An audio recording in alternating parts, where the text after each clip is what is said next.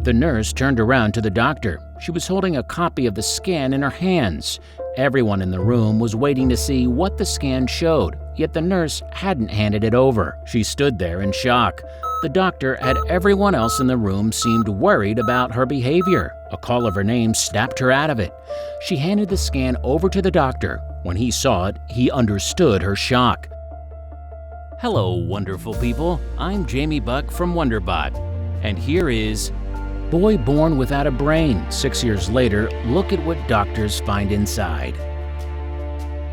Before we begin, make sure you smash the like button, subscribe to our channel, and click the notification bell for more amazing videos.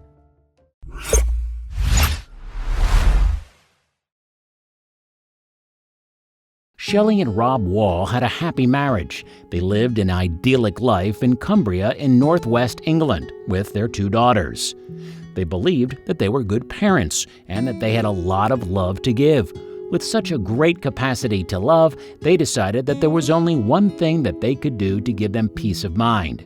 After deciding that they wanted to have more children, Shelley successfully became pregnant. The pair were delighted at the prospect of another kid. In a house full of girls, both Shelley and Rob wanted to have a son. For Rob, it would mean having a boy that he could bond with over football and sports that his daughters simply weren't interested in.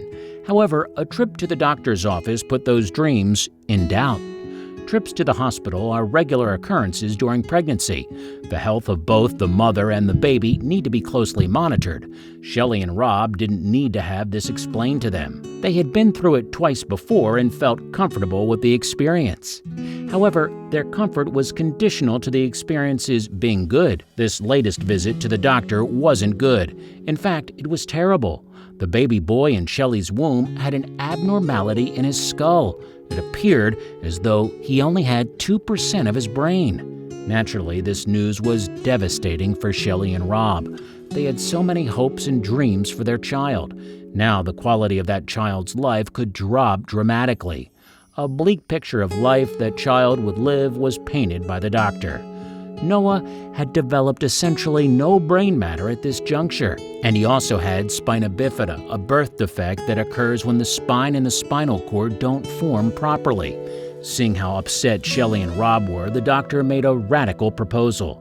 Abortion is often a drastic option for any mother-to-be to take. As far as the doctor was concerned, the drastic option was the right one in this case. He told them that the life expectancy of their boy would likely be short, and even if it was, he would require constant care. Was this the kind of life they wanted for their boy and for their other daughters? Shelley and Rob had a decision to make. Shelley and Rob thought things over. They went home and looked at their girls, not having the heart to tell them the bad news. They adored their children and hated to ever see them sad. In the adoration, there was an answer. Shelley and Rob had committed to having a new baby. If they had been younger, they may have opted for abortion, they said. But they would love this child no matter what. They would keep the baby. The odds were against the baby from its conception, yet Shelley and Rob held out hope that the boy would make it. It's a good thing that they did. Noah let out a big scream the moment that he was born, letting the parents know that he had arrived. To give him a fighting chance, a doctor placed a shunt in Noah's skull to drain the excess fluid and relieve the pressure on his brain tissue. His parents could only wait to see how he developed. Shelley and Rob had no expectations for Noah in the early days of life. They were simply happy that their boy was healthy and happy. What's more, Noah was able to breathe, eat, and drink because his brainstem was intact. He was paralyzed from the waist down, but this never seemed to affect his mood. He was a happy little boy. It made Shelley and Rob wonder how Noah could be thriving with so little of his brain. Noah was developing at a rate that could hardly be explained. Before his birth, doctors warned that he would have severe special needs. Yet he was coming on 3 years old and didn't seem to be behind most kids of his age. He was aware of everything going on around him, appeared emotionally intelligent, and he was even starting to talk. Another trip to the doctor's office was required. When Noah, collecting milestones like leaves from a tree, his parents wanted to know how his brain looked. A second scan had to be taken. The nurse came back from the other room with the scans and looked visibly shocked.